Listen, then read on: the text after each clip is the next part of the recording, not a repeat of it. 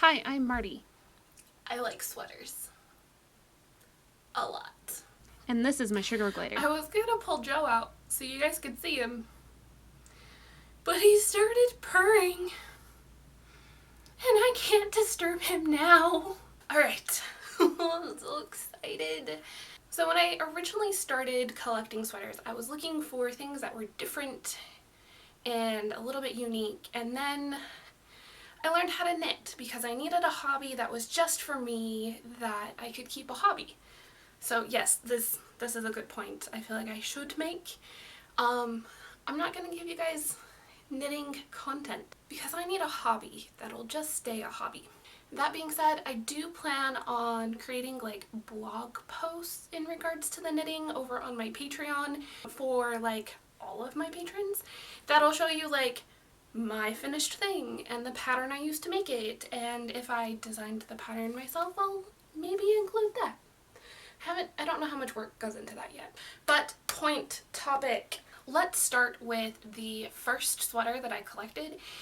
It was because I was freezing cold and had like zero winter. It's when I first came out to Ohio, and I didn't realize that a cold humid was different than the dry humid that I was used to because I grew up in the high desert.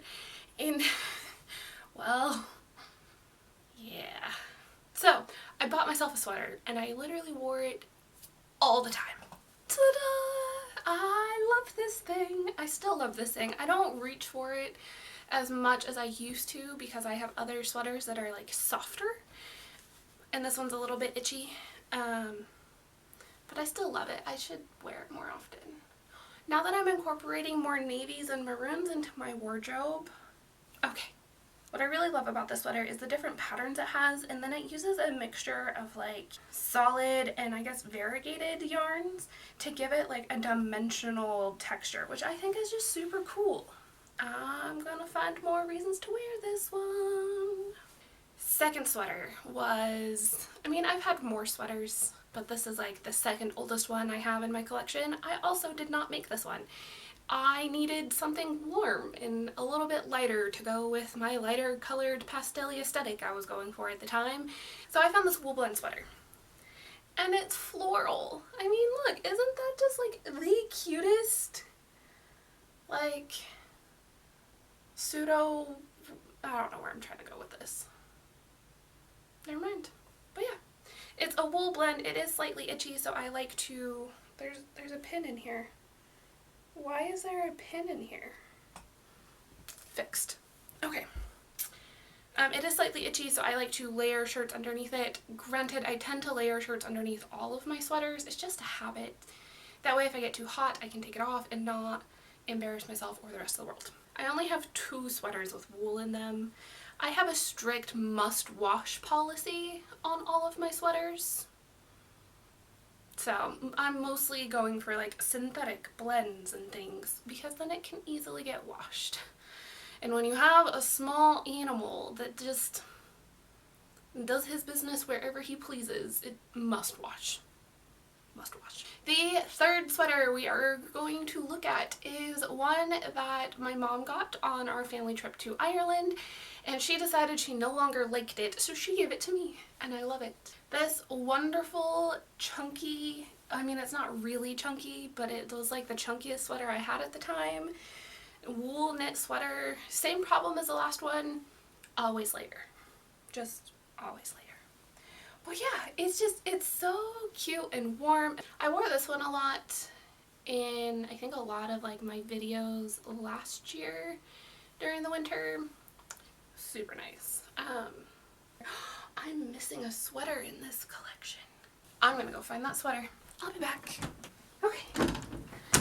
And I'm back. I found it. This is Pinky. I call her Pinky because of her color. She's really soft and cuddly and oversized. This is probably the sweater that I wear the most often nowadays because it's lighter than the others. Whew. Oh, let me catch my breath. You don't run upstairs and instantly stalking? Apparently I'm stalking YouTube now. Whew. You don't run upstairs and then instantly start talking to YouTube. You get winded. Okay, back to point. Pinky. Pinky is really nice and oversized. I wear this one probably the most because it's just really easy to throw on and off. It matches absolutely nothing, so I never worry about that part. And I also sleep in this one, if I'm being honest, just because of how oversized and cozy it is. It's a good layer for the nighttime. The sweater that everyone was obsessed about when I was sharing it on my Instagram last year was Mr. Fox. I actually used I think it's a free pattern. It must have been a free pattern to base this off of. I didn't actually follow the pattern, but I did follow the pattern for the color work. And it's just so cute because he has 2 rows of foxes, he has some wonderful zigzags, and then I love the color work on the cuffs and the hem too. Oh, it's just my favorite. I need to wear Mr. Foxy more often.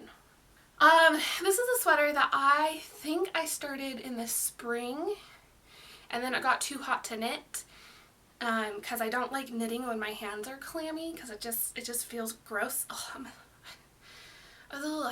Texture is a thing. So I think I started knitting it in the spring and then I finished it in the fall. This lovely piece, it has a 3/4 sleeve. Oh, I dropped a stitch. I should fix that. It's not the only sweater I've dropped a stitch in, if I'm being honest. Back to point. This sweater is a little bit cropped as well as a 3/4 sleeve, which makes it great for layering under skirts and pinafores and like things. It's a really warm and cozy. Can you tell how I like my sweaters?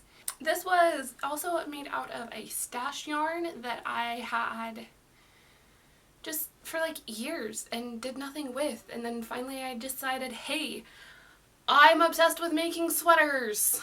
Okay, the next one was also another one that a lot of you on Instagram seem to really like. It was done with a free pattern.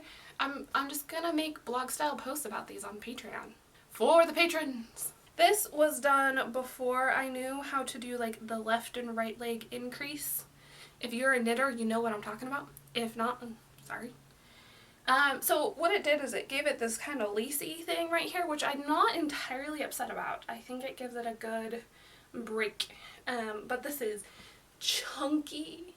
It is cute. It is geometrical, kind of. I don't know. It was my first time doing cables. And I'm really happy with how they turned out, and I kind of want to put cables on everything now. This sweater is super warm, which is going to be really nice when it starts getting like super cold outside, especially since my studio does not retain any heat. It'll help keep me nice and super warm. The last sweater, which I think is gained the most attention when I was posting pictures on Instagram, was my squirrel sweater. And this was a sweater where I found the color work pattern, and then like I just knew I had to have it in a sweater. So here it is. It still needs buttons, I will be honest, but has that stopped me from wearing it? Absolutely not. It's just like the perfect fall sweater, honestly. I am starting to build like mini capsule wardrobes for like different seasons or things, and this is just perfect. It's also like the tackiest dad sweater I think I have ever seen, which I think makes me love it even more. But it has like almost kind of a bishop sleeve thing. The sleeves are really long, so you have to like push them up.